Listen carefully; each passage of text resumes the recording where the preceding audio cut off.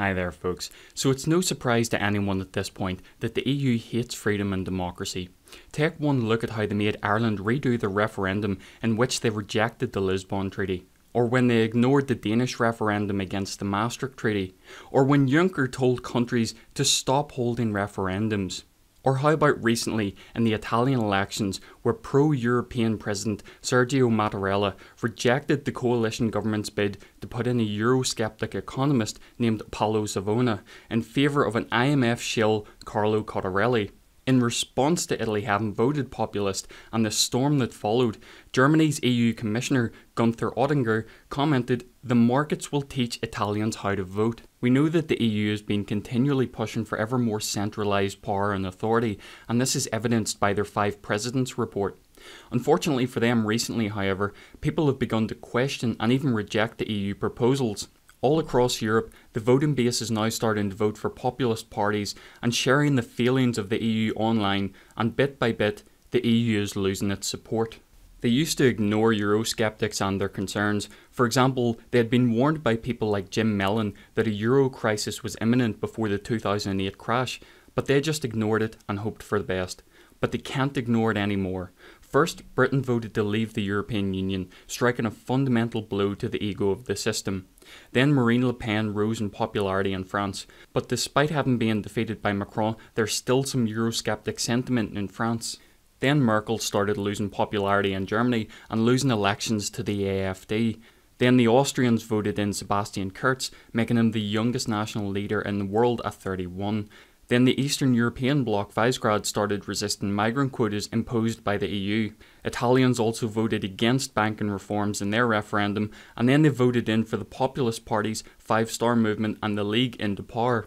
And recently Slovenia has voted in the anti-migrant party, the Slovenian Democrat Party. So despite all the cries from the Eurocrats that they're defeating nationalism and populism, it seems that there's actually an awful lot of populist victories recently. This is clearly a concern to some of the heads in the EU, and this is why they feel the need to stop the internet.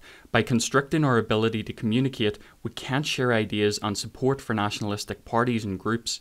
The internet has been instrumental in things like the election of Trump or Brexit, and now they feel that they have to stop free speech on the internet to stem the tide of populism. For example, a Pew Research study has shown how populist views have a greater divide than the left-right paradigm regarding their trust towards the media as seen in this first graph. Countries like Germany show a left-right divide of 11 points regarding whether or not they're likely to trust the media, but a divide of 31 points between populist and non-populist views.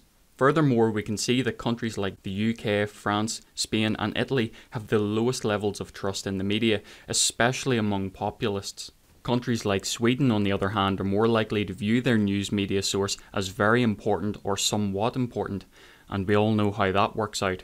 Is it any surprise then that these countries are the most likely to vote against the EU for either populist parties or policies? The EU is clearly aware of all of this, and they're aware that the internet plays a key role in the questioning of the mainstream media, and as a result, the lack of trust in the media. They know then that the only solution is to restrict the flow of information and control what can and can't be said so as to maintain their narrative. We've already seen countries like Germany take steps towards controlling the flow of information on the internet, for example by making Twitch users get a broadcasting license. This is the first stage towards having everyone be registered online so that you can be readily identified when needed and can be subject to whatever laws they wish to impose. Germany's Justice Minister Heiko Maas has also pushed through new hate speech laws which could see a major crackdown on people who try to criticise migration policy, such as the 60 people whose homes were raided back in 2016 for their private Facebook posts that were criticising migrants. And now the EU is trying to push forward the copyright directive.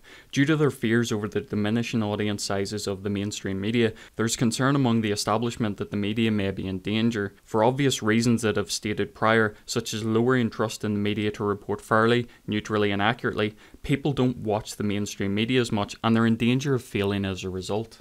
The EU is hoping that this new legislation will help save these media outlets by virtually eliminating fair use and imposing upload filters. Copyrights could be enforced for media and even linking news articles or media for up to a year, and that was previously set to be up to 20 years. This obviously directly impacts the political commentary community, but it also affects everyone who links, shares, parodies, or remixes other forms of media such as music or art. The proposal would require any website with upload capabilities to filter out any content that could be in breach of copyright, as the website will be held responsible for the content uploaded, not just the uploader. This would effectively mean that websites would need to enforce copyright prevention methods to spare them from the vulnerability of lawsuits. New companies would then be faced with really high barriers to entry, making it difficult to start a new website with interactive features, further solidifying the large tech companies' monopolies. MEP Julia Reda has published an article on the topic, detailing many of the issues regarding the consequences of Article 13. Also interestingly though, she shows which countries seem to be in favour of the legislation, and if she's correct about it, it doesn't look very good for us. The YouTube community is already very well aware of what bots and filters can do to a platform, and something like this, which is likely to have a global impact, is not going to be good for the future freedom of the internet. But then again, the EU is of course planning a single digital market in order to homogenise the internet for all of us, essentially a central authority that monitors, controls, surveils and regulates what can be done on the internet for all of the European countries. I would strongly recommend that you bookmark that page and try to keep an eye on it. It's going to be interesting to see what sort of developments keep coming from the EU regarding the internet and its future freedom, or lack thereof. Sadly, there isn't much that we can really do. The legislation is due to be voted through on the 20th of June. It gives us a little bit of time to contact our MEPs, who you can find at Find Your MEP, and ask them to stop this legislation before it gets passed. You can find template emails at Save Your Internet and send them links about the consequences of the proposed legislation. Thanks for watching everyone. Links will be provided in the description below, and hopefully we can stop this infringement on our freedoms before it's too late.